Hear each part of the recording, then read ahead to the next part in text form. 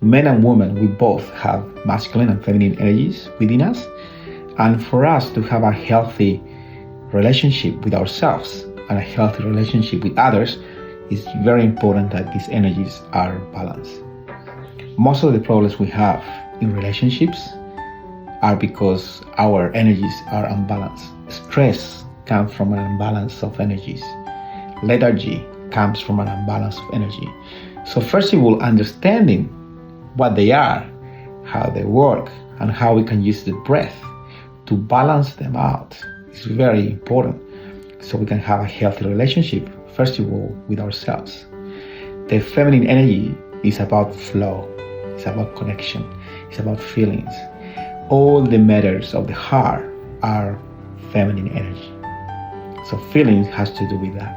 If you feel that you have a blockage with feeling or with expressing feelings or with receiving, love, that could be a blockage with your feminine energies.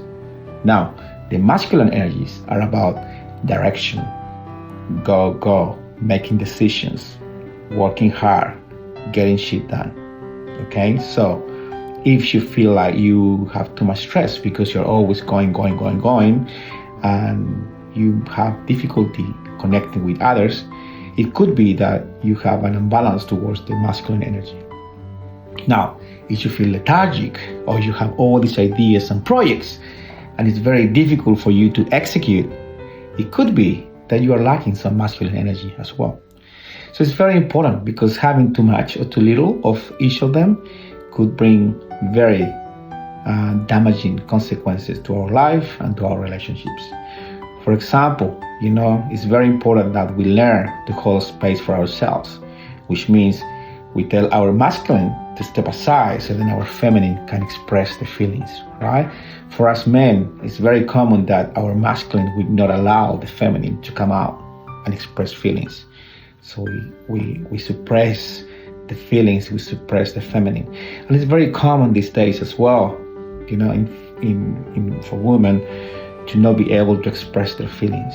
There is this suppression of feelings, which is the suppression of the feminine. So for us to have a healthy relationship with someone else, we need to learn first how to tell our own masculine to step aside so the feelings can be expressed. Okay? There are so many aspects to this, and there are so many different techniques we can use with the breath, with movement, with activities we can implement in our lives to bring the balance and have a healthy relationship as well.